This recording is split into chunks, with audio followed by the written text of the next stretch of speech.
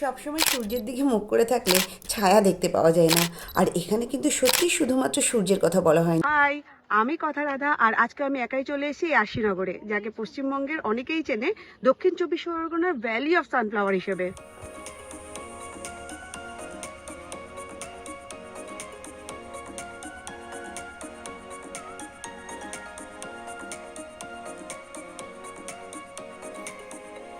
চ্যানেলটিতে যদি নতুন হন তাহলে অবশ্যই লাইক এবং সাবস্ক্রাইব করবেন, এবং ভালো লাগলে অবশ্যই আপনাদের বন্ধুদের সাথে শেয়ার করবেন। আর এবার চলে আসি যে কি করে এখানে এসে পৌঁছানো যায়। সকাল সকাল শিয়ালদা প্ল্যাটফর্মে পৌঁছে যাওয়ার আগে অবশ্যই একবার গুগল থেকে ওয়েদারটা চেক করে নিতে ভুললাম না। আর সোজা চলে এলাম সাউথের লাইনের দিকে। মস্ত বড় ফ্যানের তলায় দাঁড়িয়ে ডায়মন্ড হারবারের দিকের টাইম টেবিলটা আরেকবার ঝালিয়ে নিলাম। হাবড়া থেকে সরাসরি দেউলা পর্যন্ত টিকিট কেটেছি, আর এটা হলো হাবড়া থেকে দেউলা পর্যন্ত টিকিট 50 টাকা রিটার্ন। তবে শিয়ালদা থেকে দেউলা পর্যন্ত টিকিট মূল্য হচ্ছে 15 টাকা করে, রিটার্নে 15-30 টাকা মোট টিকিটের দাম। এই ট্রেনটি যাবে ডায়মন্ড হারবার, আর ট্রেনে উঠে মনের মতো সিটও পেয়ে গেলাম।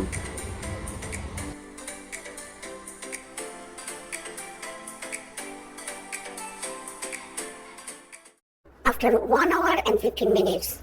আর এই হলো গিয়ে দেউলা স্টেশন। আমরা এখান থেকে নেমে রেল লাইন বরাবর বা গ্রামের পথ দিয়েও যেতে পারি। তবে দেউলা প্ল্যাটফর্মে নেমে সূর্যমুখীর ক্ষেত খুঁজে পাওয়া এমন কিছু কঠিন ব্যাপার না। এখানে যে কাউকে জিজ্ঞেস করলে যে সহজ রাস্তা কি আছে গ্রামের ভেতর দিয়ে, তাহলে দেখিয়ে দেবে। গ্রামের রাস্তা দিয়ে হাঁটলে মিনিট 3-4 লাগবে। তো এই প্রশ্নটা আমাকেও ভাবাচ্ছিল যে একা একটা মেয়ের পক্ষে এই জার্নিটা কতটা সেফ হবে। সেই প্রশ্নের উত্তর পাওয়ার জন্য আমাদেরকে পুরো ভিডিওটা শেষ পর্যন্ত দেখতে হবে, কারণ প্রশ্নটা আমারও। এখান থেকে আমি মাঠে নেমে গেলাম। ঘড়িতে সময় প্রায় 10:30 বেজে গেছে, আর এরকম মেঠো রাস্তা দিয়ে যেতে হচ্ছে। তবে সাবধান, কিছুক্ষণ আগে একটা গোপ্রো সাপ দেখতে পেয়েছি। আর আমরা চলে এসেছি সূর্যমুখীর ক্ষেত। ওয়াও, অসাধারণ, এক কথায় স্পিচলেস। একদম সূর্যের মতো দেখতে, এবং সূর্যের দিকে মুখ করে থাকে বলেই কিন্তু এর নাম সূর্যমুখী। আর একটা মজার কথা হলো, আদিবাসী আমেরিকান মানুষের এবং ইনকারা এই সূর্যমুখীকে তাদের সৌরদেবতার প্রতীক বলে মানতেন। এমনকি প্রথম বিশ্বযুদ্ধের পর রাশিয়ার গৃহযুদ্ধের সময় ইউক্রেনের লোকেরা না কেরোসিনের অভাবে বিকল্প হিসেবে সূর্যমুখীর তেল ব্যবহার করতেন। আর দেখুন, আজকে সূর্যমুখী ইউক্রেনের জাতীয় ফুল।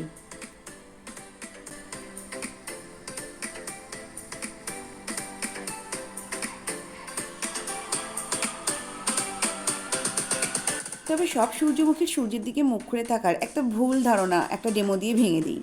এই যেমন এই একটা ফুল অপরিণত, সূর্যের আলোর প্রতিক্রিয়ায় এদের মধ্যে না একটা বায়োলজিক্যাল ক্লক কাজ করে। এই ছন্দটাকে বলা হয় সার্ক্যাডিয়ান রিদম। আর এই কুড়িটার নিচে যে পাতারা থাকে না, সেখানে সূর্যের আলোর উল্টো দিকটায় অক্সিজেন হরমোন অনেক বেশি থাকে, ফলে দ্রুত বেশি কোষ বিভাজন হয়ে ডাটিটা আলোর দিকে বেঁকে গেছে। আর এই মুভমেন্টটাকে বলা হয় হেলিওট্রপিজম।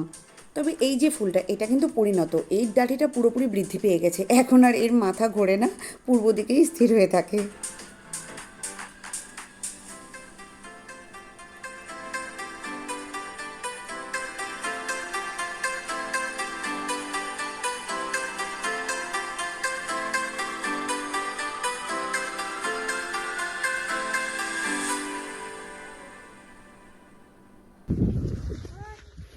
এই মুহূর্তে না হয় আমি সূর্যমুখীর রূপে মুগ্ধ হয়েছি, কিন্তু এর গুণাবলীও বাকস্তব্ধ করে দেওয়ার মতন।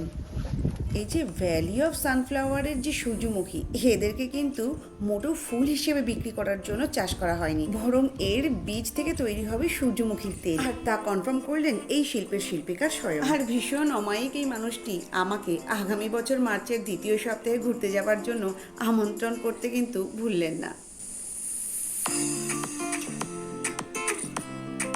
আর একটা মজাদার কথা বলি, এই যে সূর্যমুখীর ফুল, এটা কিন্তু কোনো একটা ফুল না, বরং অনেকগুলো ছোট ছোট ফুলের সমষ্টি। আর এই ছোট ফুলগুলোর নাম হলো ইনফ্লোরেসেন্স। এরকম অনেকগুলো ইনফ্লোরেসেন্স মিলে যে বড় ফুলটা তৈরি করে, তার নাম হলো গিয়ে ক্যাপিটিউলাম।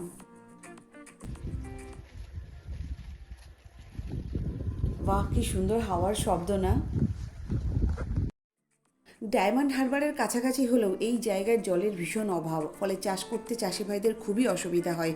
ফলে এত যত্ন সহকারে, এত কষ্ট করে এনারা এইটা চাষ করেছেন।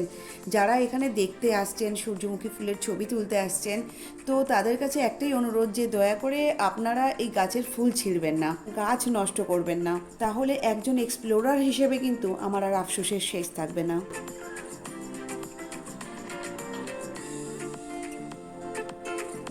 আর সেফটি নিয়ে যে ভয়টা পাচ্ছিলাম সেটা বলা বাহুল্য অমূলক।